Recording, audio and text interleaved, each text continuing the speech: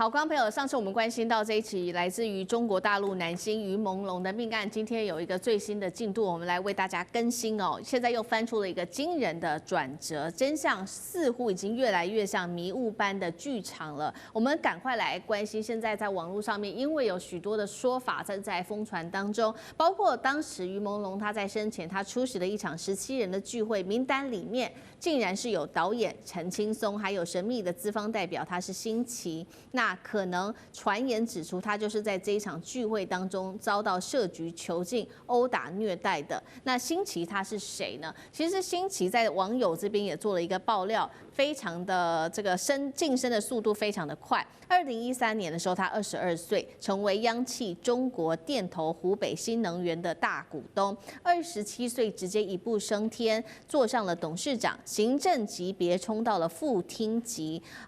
这么快速的升迁，被怀疑是不是红二代在背后撑腰呢？现在网络上面也有传言说呢，当时于朦胧的上海启蒙的影视文化工作室，其实就是辛弃他当时利用来洗钱的一家空壳公司。但是因为疑似于朦胧好像掌握到了他的洗钱证据，把它存在 U 盘里面，结果惹祸上身，引来杀机了。到底为什么？真的有可能是这一些高层涉入在案子当中吗？大师怎么看？我觉得这件事情，这个你要猜测它跟大陆的高层有关系啊，那你要实际的证据，你是猜，因为为什么会猜到高层？就是说他这个案子里有很多疑点，可能很快就被这个消音的感觉，就是说你在网站上各种的讨论就消音了。还有一点，我看很多人猜测，可是这个部分就变成就是说，我就是觉得很多疑点了，看了很多网友的猜测。第一个就是说，他的遗体很快被火化，这些说实话，这个任何的这些丧事的话，他这个遗体不会那么快火化，因为他遗体本身的有没有这边有人说他受殴打啦，对不对？他还吞了一个 U 盘啊，然后说他又把他 U 盘从肚子里挖出来的话，那你这遗体就可以讲说故事，对不对？遗体说有各种证据在那个身体这个尸体上，可是遗体很快被火化，这个我就觉得，如果是真的是这样的话，这个就有疑点了。是为什么这么快？对，你知道一般的话，说实话，你说处理过这些丧事的话，遗体要这么快火化是不太容易的。是，那为什么会这么快火化？所以我觉得就是说，这个是一个比较具体的，要从这里去拨，然后才能够抽丝剥茧。对。好，那李老师呢？好，我跟你讲我有我的看法。我觉得很多事情，这种东西从网站从网络或者一些猜测的人去讲，我们都不能讲答案。但是我们用我们的人生经验以及去 make things reasonable 来谈什么合理性呢？这个东西你看一下，这里面有个我觉得很关键人物，就是你讲的叫资方的辛弃。至于有没有红二代撑腰，我觉得不要想太多。富二代绝对是有。这个人是什么样的人？我们一定接触过这种年轻人。也一定看过这种人，他会有霸气。当然，他不像川普这么霸气，他有霸气，他有钱，而且他年轻。各位去看一下，他22岁就在这里成大股东，表示你有钱。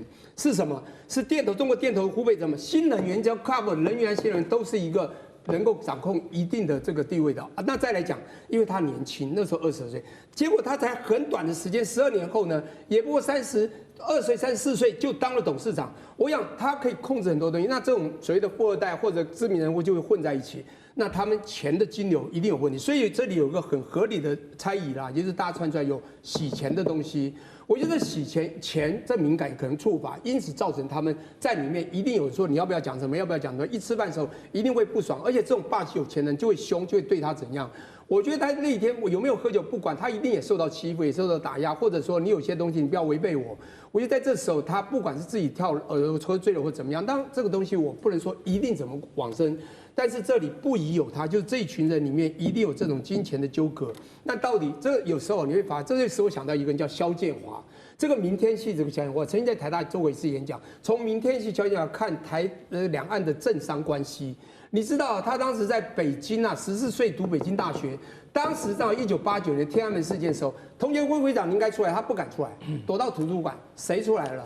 你知道吴尔开西柴玲还有这个叫做王丹这些人历史系的，为什么推这些人？因为你系学生会躲起来，结果他最出头了，一出来在东关村跟这个曾庆红他的儿子啊，他们搞就是有红二代嘛。这种富二代、红二代难免会在一起，就电脑就搞这么强，搞到世界巨富，连听说习近平的几个东西都是他管的。因此，我告诉你，这种就会使我想到，就是大陆很多有钱年轻人就已经赚到这么多，他们之间有很多不可告人的事，在里面一定有所谓的口角冲突，或者你要怎么样不爽所造成的事件。来，干哥。好，那我要举4年前啊，唐山打人事件，大家还记不记得？唐山的一个老汉城烧烤店。那这些年轻人啊，一部分具有高干子弟的背景，一部分是当地的恶霸。他们在烧烤店里面攻击了4个这个普通的女子，然后把人家打成重伤。这个画面大家可能还记忆犹新吧？有印象。这件事情后来的结果是什么？就是总共抓了10几个人，然后分别判刑，然后都入狱去服刑了。但是我只告诉各位，记者不能问。记者要深入报道，要进入唐山的时候，被直接拦下来，不可以进去。其实我在看于朦胧这件事情的时候，我一直在想一个问题：它可以延烧到现在已经超过2个礼拜，为什么？很简单，因为他的影迷或一般人心中都有一个伤口。有个缺口，那没有办法弥补，为什么？因为他是一个知名的演员，他不是 nobody。但是官方在这件事情的作为上面实在太令人失望。我必须要直说，如果真的有辛弃这么一个人物，或者是蔡奇这么一个背后的话，官方有必要说清楚。我再来讲一下专业。你火化那么快，大使刚才说的。那是因为大陆的殡葬文化，其实说句实在话是好事。为什么？3天之内就要火化？为什么？我们没有办法容许遗体摆这么久，每天都要处理这么多遗体。但这是刑事案件，走到全世界各地，只要是刑事案件，停。为什么？我说过了，我要鉴识报告。一定要给大家看鉴识报告。对，不管你将成为大国，你就要有最起码的鉴识报告给人家看。DNA 检验是一定的，体内毒物跟酒精的检验的程度，那个浓度的报告是一定要有的。再来，他的指甲里面有没有残留？有残留任何的纤维，或是组织，或是样本。要给大家看，我现在讲的是什么？代表他有没有挣扎，有没有别人的组织？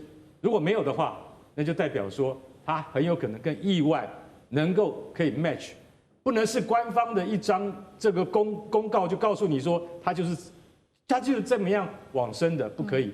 他妈妈的反应到现在我们没有，我们一定要知道受害者或是被害人的家属的反应。现在我们已经看到了，这个资深演员田海蓉跟那个导演陈青松2个人因为互相需要不在场证明而发生的一些局语，反而这2个人吵起架来，对，而不是在替于朦胧他怎么死的原因来给大家解释，是大家纷纷推开逃开，那我们就必须要怀疑了，你受到什么压力？整个参加饭局的17个人，他受到了什么压力？我们要科学鉴识的报告是最起码的、最基础的。然后呢，你今天当事人到底受到什么压力？我在讲唐山打人事件，记者不能进去问你到底受到什么压力。现在于朦胧这件事情，你到底受到什么压力？当天在场的17个人，不是去解释，反而是互相吵起来。这是让我们看不下去的，所以我今天这边再一次郑重呼吁，官方不能因为这样，这件事情已经短短1天之内10万人联署要真相。其实我老实说，恐怕有上亿人要真相吧。它不是一件单纯的事情，在中国完全进步现代化的过程之中，这件事情可能会成为一个注脚。我觉得官方需要提出更多证明，而不是下了封口令，因为口是封不住的。好，谢谢干哥。地缘政治、美中之争、战略价值、强权崛起、小国生存。